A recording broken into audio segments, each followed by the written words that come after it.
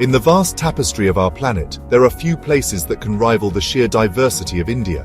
It is a subcontinent of dramatic contrasts, a land shaped over millennia by immense geological forces and the ceaseless work of water and wind.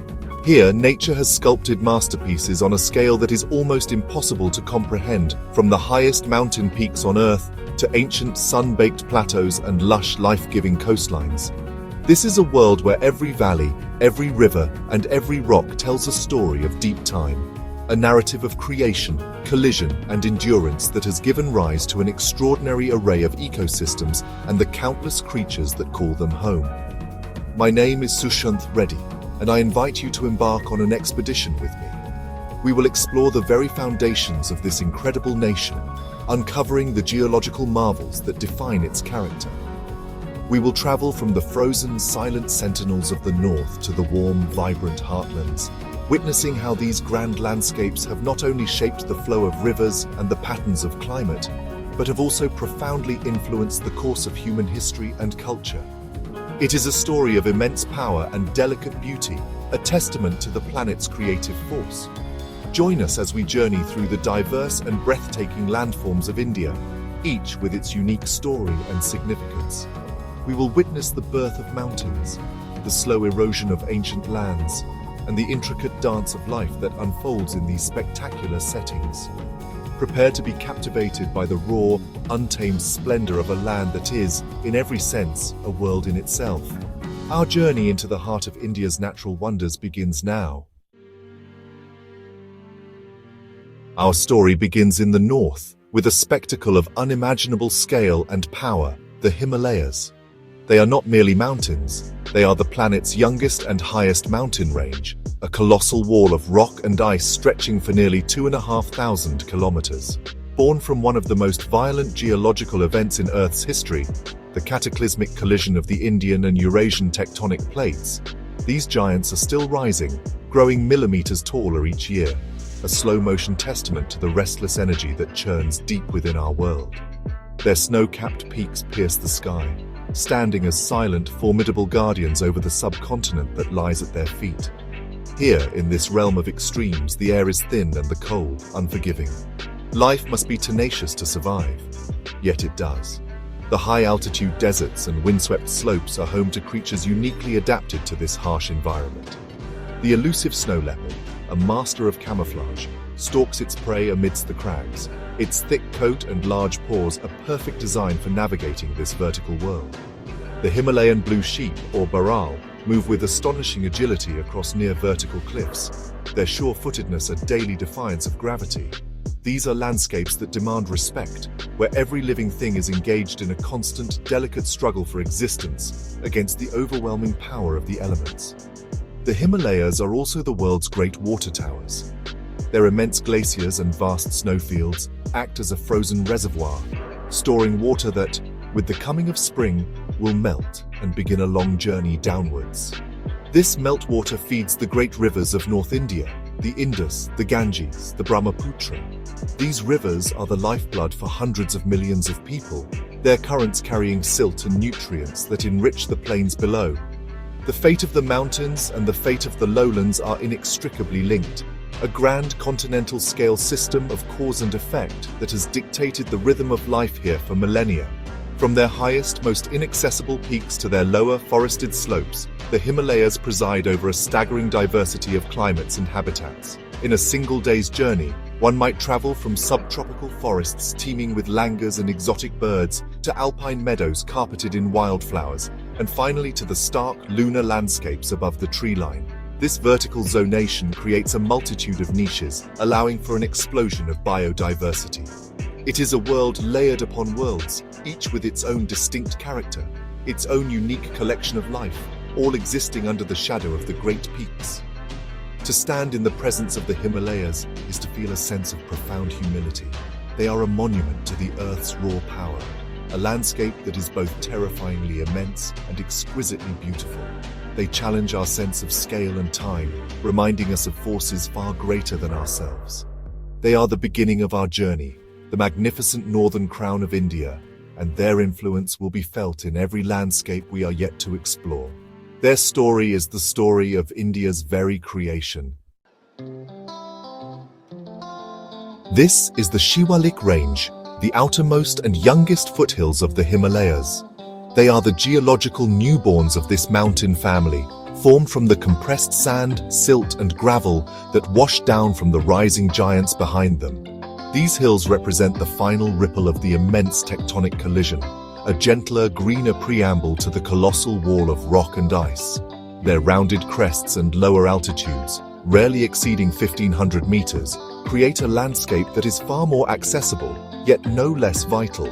The climate here is warmer, more humid, and the slopes are cloaked in a dense mantle of vegetation. Moist, deciduous forests dominate the scenery, a vibrant tapestry of sal trees, bamboo groves, and tangled vines. This lush environment provides a sanctuary for a rich assembly of wildlife that finds the higher altitudes too severe.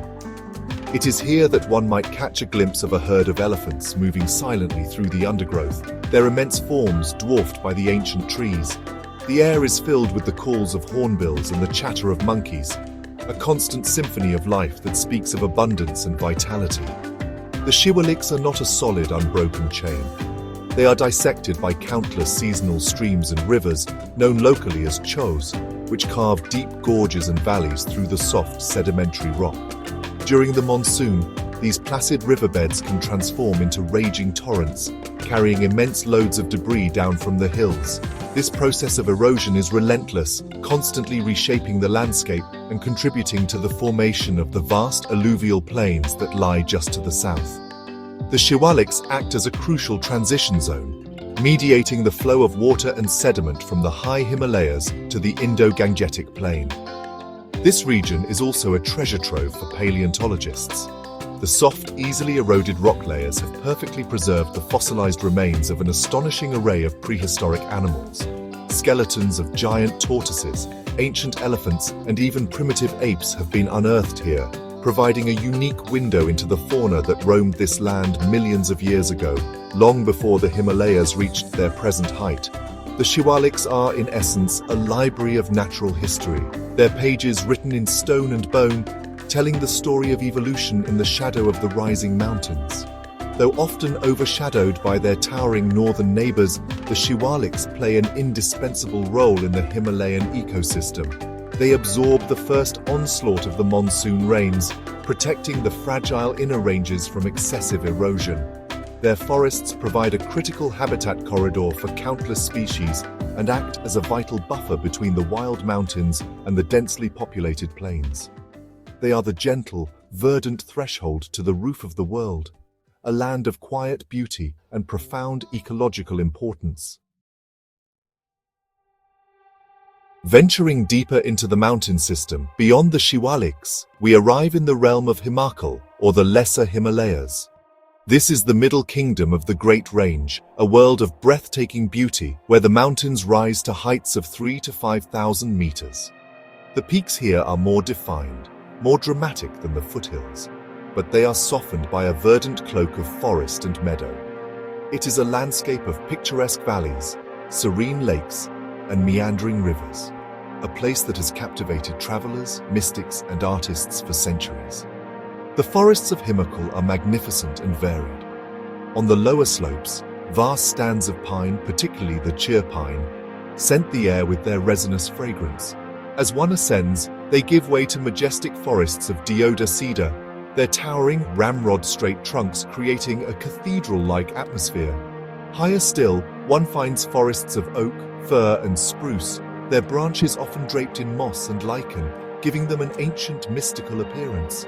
These forests are not just beautiful, they are vital ecosystems, home to black bears, leopards, and a spectacular diversity of birdlife, from the vibrant monal pheasant to the tiny, flitting warblers.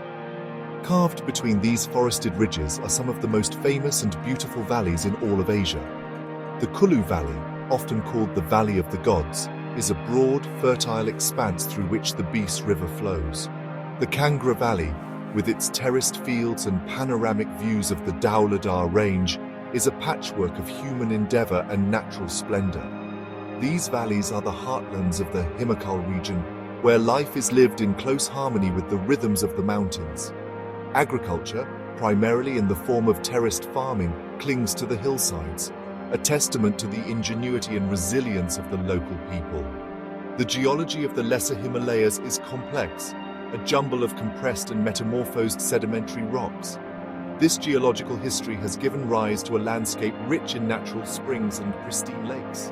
Places like Prashar Lake, a crystal-clear body of water with a floating island, seem almost otherworldly, perched high in the mountains.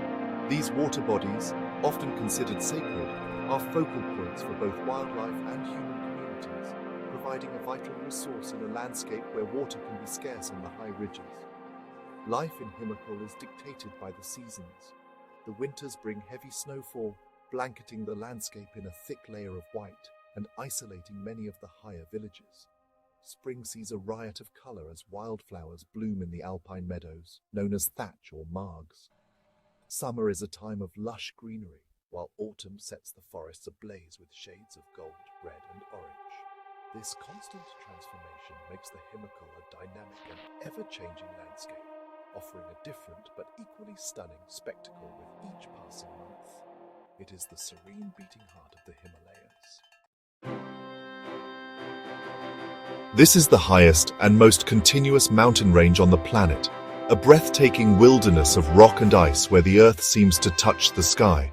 Here, the average elevation exceeds 6,000 meters, and scores of peaks soar to over 7,000. This is the home of giants, including the mightiest of them all, Mount Everest, known as Sagarmatha in Nepal and Chomolungma in Tibet, whose summit is the highest point on the surface of our world. This is a landscape sculpted by ice. Massive glaciers, rivers of frozen water, grind their way slowly down the valleys, carving deep U-shaped troughs and sharp, knife-edged ridges called arêtes. The sheer power of these glaciers is immense. They can transport boulders the size of houses and pulverize solid rock into fine powder. Cirques, or armchair-shaped hollows, are gouged out of the mountainsides at the head of these glaciers, often leaving behind small jewel-like lakes, or tarns, when the ice recedes. This is geomorphology in its most dramatic and powerful form, a world shaped by the slow, inexorable force of ice. Life in the Greater Himalayas is pushed to its absolute limit. Above the tree line, the vegetation becomes sparse, consisting of hardy alpine shrubs, grasses, and lichens that cling to life in the thin, rocky soil. This is the domain of the sure-footed ibex and the majestic Himalayan tahr. But it is the sky that truly teems with life. The lammergeier, or bearded vulture, soars on thermal updrafts, its huge wingspan allowing it to patrol vast territories. These creatures are masters of survival, eking out an existence in one of the most inhospitable environments on Earth. The climate here is extreme and unforgiving. Temperatures plummet far below freezing, and the air holds little oxygen. The weather is notoriously unpredictable, with calm, sunny conditions capable of transforming into a raging blizzard in a matter of minutes. The jet stream, a high-altitude river of air, often blasts the highest peaks with hurricane-force winds. To be here is to be at the mercy of the elements in their rawest state. It is a place that has challenged the limits of human endurance and has claimed the lives of many who have dared to scale its peaks. Despite their forbidding nature, the Greater Himalayas hold a profound spiritual significance. For millennia, these peaks have been regarded as the abode of gods, a sacred, untouchable realm. The silence, the scale, and the sheer, overwhelming beauty of this landscape inspire a sense of awe and wonder that is almost primal. They are the pinnacle of our planet's geological expression, a powerful reminder of the dynamic forces that have shaped our world. The Himadri stands as the ultimate symbol of nature's majesty, a silent, frozen kingdom of sublime power. Leaving the towering youth of the Himalayas behind, our journey takes us south to a land of immense antiquity, the Peninsular Plateau. This vast, triangular tableland is one of the oldest and most stable landmasses on Earth. It is a remnant of the ancient supercontinent of Gondwana, a piece of Earth's crust that has been weathered and worn by the forces of nature for hundreds of millions of years. Unlike the Himalayas, which are still growing, this is a landscape of maturity, its mountains rounded and its features softened by the deep passage of time. The Peninsular Plateau is not a single uniform entity. It is a complex mosaic of smaller plateaus, river valleys, and hill ranges, each with its own distinct geological history and character. It is broadly divided into two main sections by the Narmada River, which flows through a rift valley, the Central Highlands to the north, and the much larger Deccan Plateau to the south. This great plateau covers a staggering 16 lakh square kilometers, almost half of India's total land area, and its gentle slope from west to east dictates the direction of most of its major rivers. The rocks here tell a story of a fiery volcanic past and slow, patient erosion. Ancient crystalline, igneous, and metamorphic rocks form the bedrock of this region, rich in mineral resources that have been exploited by humans for centuries. Great deposits of iron ore, manganese, bauxite, and mica are found here, the raw materials that have fueled industries and shaped economies. This mineral wealth is a direct legacy of the plateau's ancient geological origins, a treasure chest buried deep within the Earth's old crust. The rivers that drain the plateau, such as the Mahanadi, Godavari, Krishna, and Kaveri, are very different from their Himalayan counterparts.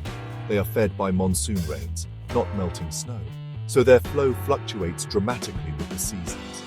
They have carved broad, shallow valleys across the landscape as they make their way towards the Bay of Bengal. In their long, unhurried journey, they have created fertile deltas at their mouths, lands of great agricultural importance. These rivers are the arteries of the plateau, shaping the land and sustaining life across its vast expanse. The Peninsular Plateau is a land of subtle beauty and profound history. Its rolling hills, scattered forests, and wide open spaces have witnessed the rise and fall of ancient empires. Its unique geology has given rise to spectacular landforms, from strange rock formations to breathtaking waterfalls that plunge over its edges during the monsoon. It is the ancient, stable heart of India, a stark contrast to the dynamic, youthful energy of the Himalayas, and its story is one of endurance, legacy, and deep time. In the southern part of the Great Peninsular Tableland lies its largest and most famous component, the Deccan Plateau. The very name Deccan is derived from the Sanskrit word Dakshina, meaning south. This immense plateau is bordered by the Western Ghats on its west and the Eastern Ghats on its east, and its story is one of fire and flood on an unimaginable scale. Much of its northwestern area is covered by a unique feature known as the Deccan Traps, a monumental formation of volcanic rock that holds clues to a dramatic period in Earth's history. Around 66 million years ago, a series of colossal volcanic eruptions began in this region. For thousands of years, fissure after fissure opened in the Earth's crust, pouring out vast quantities of highly fluid basaltic lava. These were not explosive, mountain-building eruptions, but rather quiet, relentless floods of molten rock that spread out in sheets, layer upon layer, across the land. This immense volcanic event, one of the largest in Earth's history, created the Deccan Traps, a steppe-like landscape of flat-topped hills and terraces that covers over 500,000 square kilometers. The legacy of this fiery birth is the famous black soil, or Riga, that covers much of the Deccan. Formed from the weathering of the basaltic lava rock, this soil is rich in clay and is renowned for its moisture-retentive properties. This makes it exceptionally fertile and ideal for growing crops like cotton, sugarcane, and pulses. The agricultural prosperity of large parts of Maharashtra, Gujarat, and Madhya Pradesh is a direct result of volcanic eruptions that occurred millions of years ago, a profound link between deep geology and modern human life.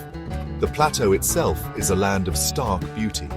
Its flat-topped mesas, known as pats, rise abruptly from the surrounding plains, their dark volcanic rock contrasting with the green or golden hues of the landscape, depending on the season. The rivers that cross the Deccan, like the Krishna and Godavari, have cut deep into the basalt, creating gorges and canyons. During the monsoon season, the plateau comes alive with spectacular waterfalls that cascade over the edges of the basaltic steppes, a dramatic display of water's power to shape even the hardest rock. The Deccan Plateau is more than just a geological marvel. It is a cultural heartland. Its unique terrain has provided natural fortresses for powerful kingdoms throughout history. The famous cave temples of Ajanta and Ellora, masterpieces of rock-cut architecture were carved directly into the cliffs of basaltic rock, a testament to the skill and devotion of ancient artisans. The Deccan is a landscape where the story of the earth and the story of humanity are literally etched into the same stone, a land shaped by fire and transformed by faith. Situated in the northern part of the Peninsular Plateau, nestled between the Aravalli Range to the northwest and the Vindhya Range to the south, lies the Malwa Plateau. While it shares the same volcanic origin as the Deccan Traps to its south, the Malwa Plateau has its own distinct character. It forms a crucial link in the chain of central Indian highlands, a landscape whose fortunes have been built upon the richness of its soil and the strategic rivers that flow through it. This is a land of agricultural abundance, a fertile heartland that has been a cradle of civilization for millennia. Like the Deccan, the Malwa Plateau is covered in black soil, the fertile remnant of ancient lava flows. This has made it one of the most important agricultural regions in India. It is a major producer of crops like wheat, soybean, and historically, opium, for which it was famous during the colonial era. The landscape is a rolling plain, punctuated by low, flat-topped hills and dissected by the rivers that drain it. Driving through Malwa, one sees a vast patchwork of fields stretching to the horizon, a testament to the land's inherent productivity. The plateau is drained by a number of important rivers, most notably the Chambal, Betwa, and Ken, which flow northwards to eventually join the Yamuna River. The Chambal, in particular, has carved a notorious and dramatic landscape in the northern part of the plateau. Here, centuries of erosion by the river and its tributaries have created a network of deep, intricate ravines and badlands. This rugged terrain, difficult to traverse and police, became a legendary sanctuary for dacoits and outlaws for many generations, a landscape whose geology directly influenced its social history. The climate of the Malwa Plateau is characterized by hot, dry summers and cool, pleasant winters, with rainfall concentrated in the monsoon months. This distinct seasonality governs the rhythm of life and agriculture. The landscape transforms dramatically through the year, from a parched, dusty brown in the height of summer to a vibrant, lush green immediately after the first rains of the monsoon. This annual cycle of renewal is central to the identity and prosperity of the region.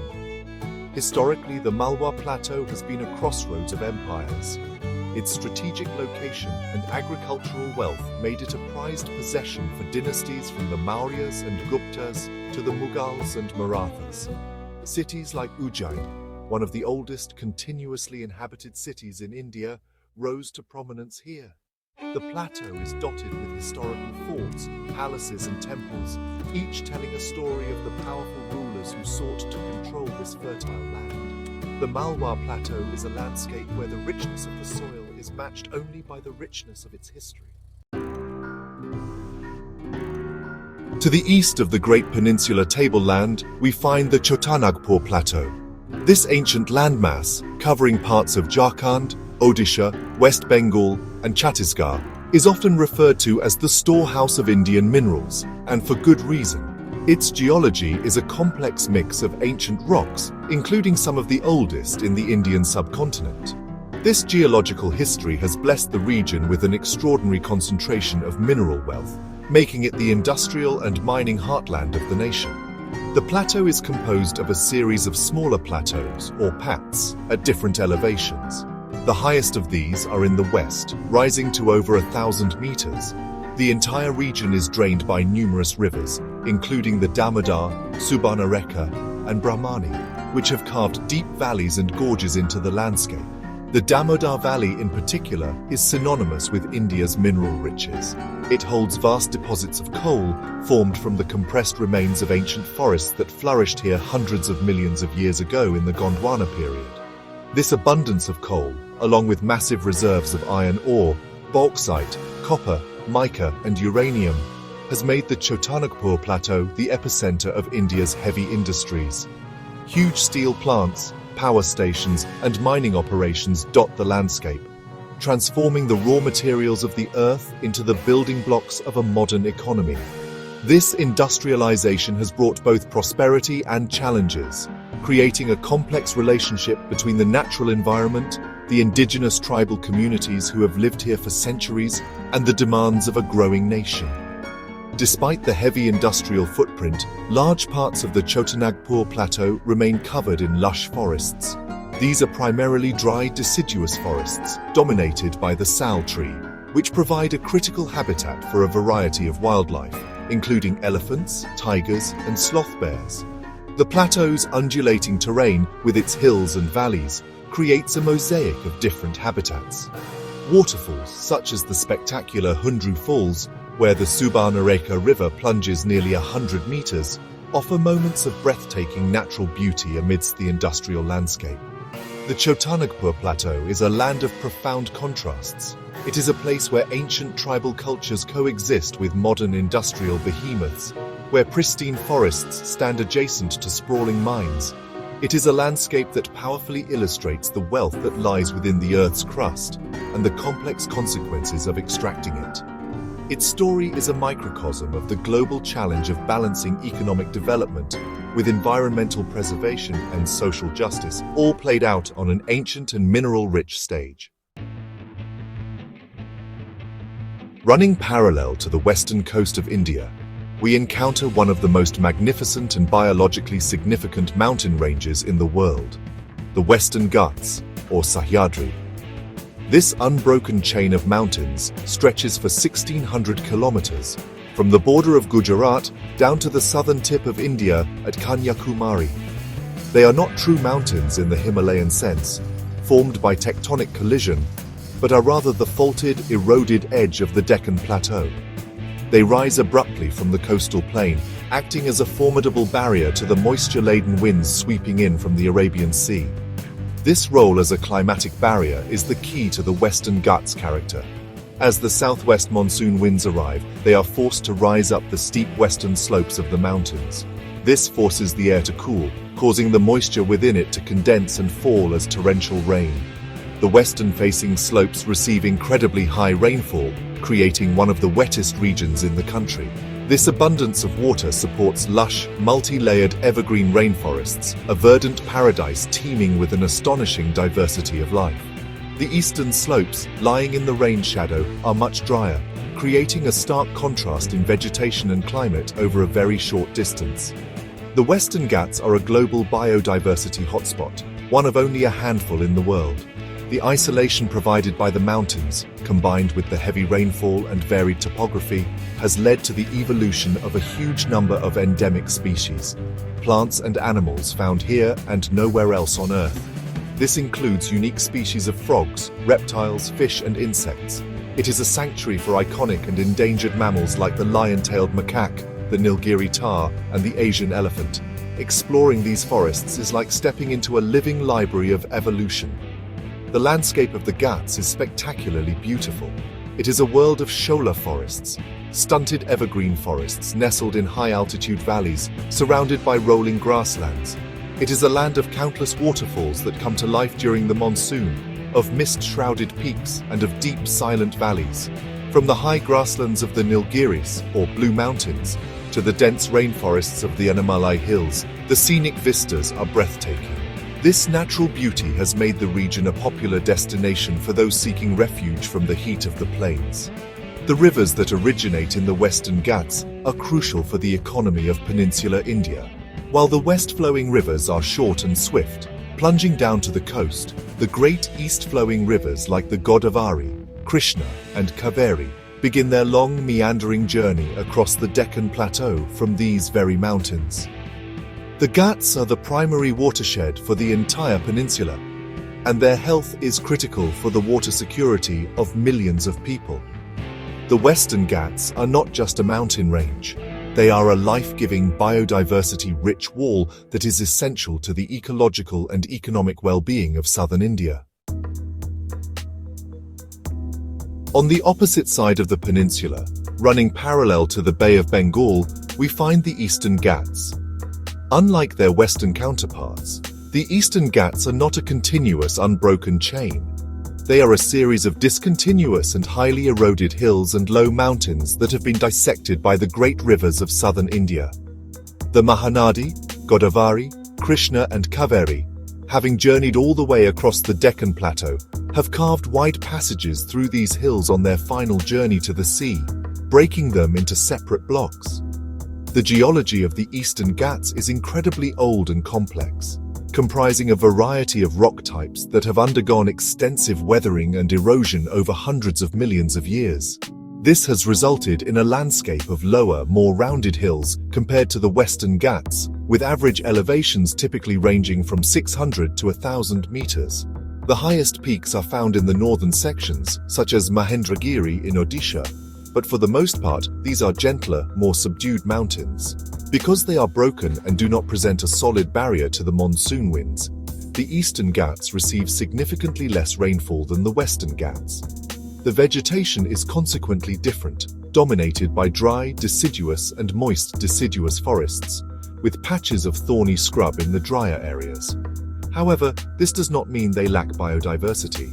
These hills are home to a rich variety of flora and fauna, including elephants, gores, and a diverse bird population. They form an important ecological corridor, though one that is increasingly fragmented by human activity. The fertile river valleys that cut through the Eastern Ghats have been centers of human civilization for thousands of years. The deltas formed by the great rivers as they meet the sea are some of the most productive agricultural lands in India, often referred to as the rice bowls of the south. The hills themselves are rich in minerals, particularly bauxite, the ore of aluminium, leading to significant mining activities in some areas. This creates a familiar tension between conservation and economic development, a recurring theme in India's diverse landscapes. The Eastern Ghats may lack the sheer scale and continuous grandeur of the Himalayas or the Western Ghats, but they possess a unique and subtle charm. They are a landscape of serene valleys, ancient temples nestled in the hills, and a rich cultural heritage. They are a testament to the power of rivers to shape the land and a reminder that even broken, ancient mountain chains can harbor significant ecological and cultural wealth. They form the final piece in the vast and varied puzzle of India's mainland landforms. Our journey across the Indian subcontinent has revealed a land of staggering geological and geographical diversity. We have ascended to the planet's highest peaks, where ice and rock reign supreme, and descended to ancient plateaus forged in volcanic fire. We have walked through the dense, life-filled rainforests of the Ghats and witnessed the patient, powerful work of rivers carving their way through time-worn hills. Each landscape we have visited is a chapter in the epic story of Earth's history, a unique expression of the forces that have shaped our world over countless millennia. This incredible variety is not just a matter of scenic beauty, it is the very foundation upon which India's climate, its ecosystems, and its human history are built. The Himalayas dictate the monsoon, the plateaus hold the nation's mineral wealth, and the coastal ranges nurture hotspots of biodiversity. These are not static backdrops, but dynamic, living systems that continue to evolve, influencing and being influenced by the myriad forms of life they support, including our own. Understanding these landforms is essential to understanding the challenges and opportunities that face this vibrant nation. From the towering Himalayas to the fertile plains and diverse plateaus, India's landforms are as varied as they are beautiful. Thank you for joining us on this journey through the natural wonders of India. It is my hope that this exploration has fostered a deeper connection to these magnificent landscapes and a greater appreciation for the immense natural heritage they represent.